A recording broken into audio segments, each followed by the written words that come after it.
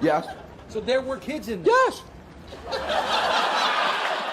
Not all heroes wear capes, some wear reflective vests. And I don't know about you, I say we need fewer ICE agents and more ice cream crossing guards. Am I right?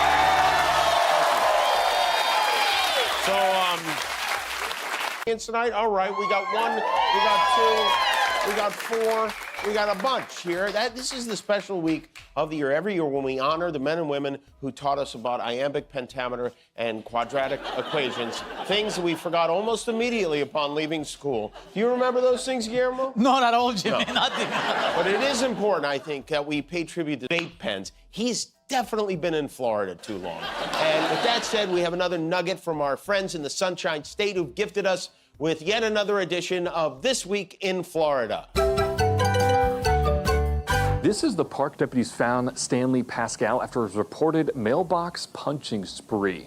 He also was disrupting traffic by pulling his pants. I wonder which will open first, the Strait of Hormuz or his ballroom, but this is how he does it. For him, a negotiation, it's like sex. He's bad at it. It mostly consists of flailing around, and he can only do it for a short amount of time before he starts yelling that he's finished.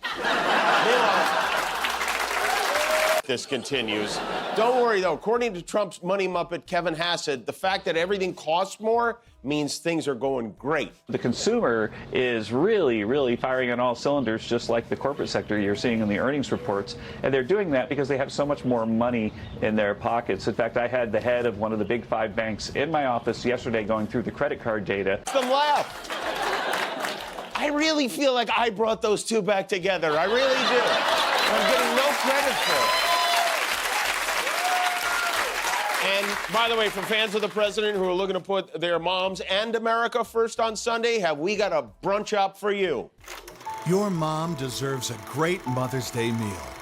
Early frontrunner for local news clip of the year. That stolen work truck overturned on its side on the playground. We spoke also to a crossing guard who was just steps away when all this happened. He says he rushed to get a child out of the playground. And I tell you, he ran the light, T-boned the lady. I'm bobbing and weaving.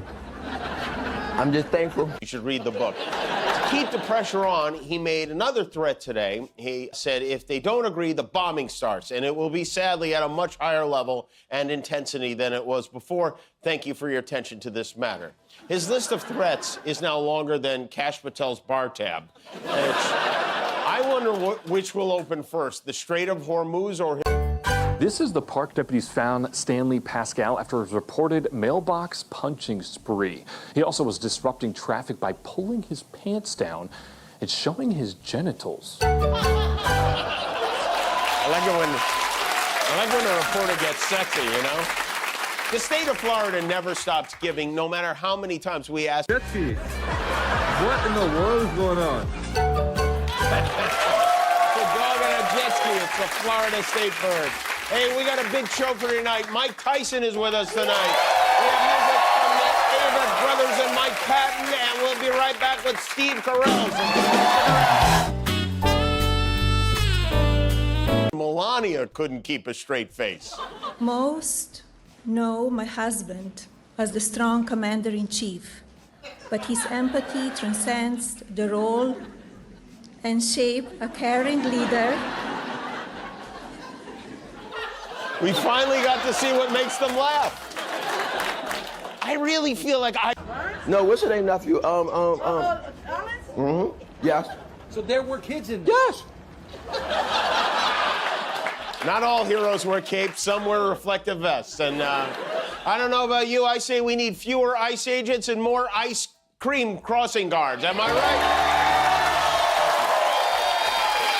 So, crossing guards who hold those stop signs up high so our children can safely cross the street. And in particular, this gentleman from Philadelphia who saved a child from the wreckage of a car accident and as a result is an early frontrunner for local news clip of the year. That stolen work truck overturned on its side on the playground.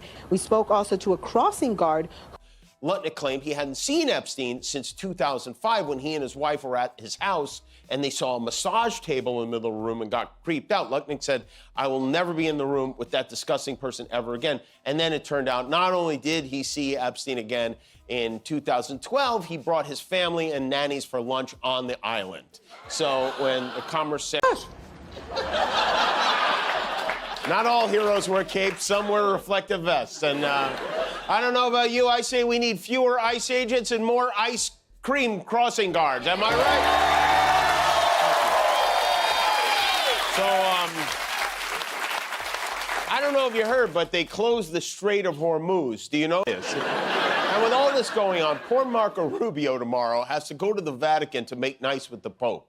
Marco Rubio plans to sit down with Pope Leo to discuss the attacks from our president, the war on Iran, and on a personal level, why God didn't answer his prayers for smaller ears.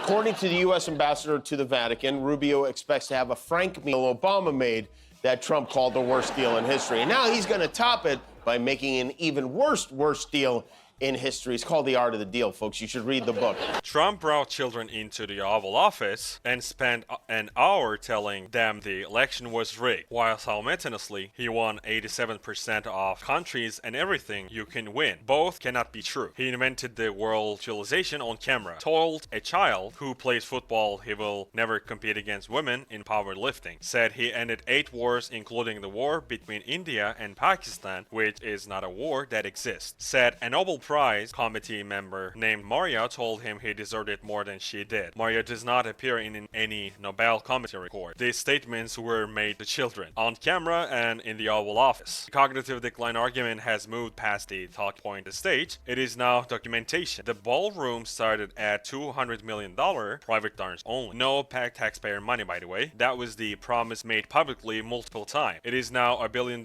and Republicans just pushed a bill to make American public pay the people who cannot afford groceries because of a war nobody voted for are now being asked to fund a party room for a man whose family net worth has increased by $3 billion since he took the office. 28% of Americans supported this project for they knew they were paying. That number will not go up. Iran has attacked US and its allies 10 times since the ceasefire began. Pentagon was asked about kamikaze dolphins and Oval Office press briefing and responded that he could neither confirm nor deny their existence. Week 10 of a war that was supposed to last 4 to 5 weeks, $50 billion spent, the Strait still contested, no deal, no exit, and the president is billing public $1 billion for a ballroom and telling children he won a Nobel Prize from a lady named Maria. The gap between the performance and the reality has never been wider or more dangerous. And this is all happening in front of our eyes. And he's not even saying anything logical. And I know that you, my elders, have been watching this country or longer than me, and you may have seen worse, or I don't know, but I really do care about your thoughts on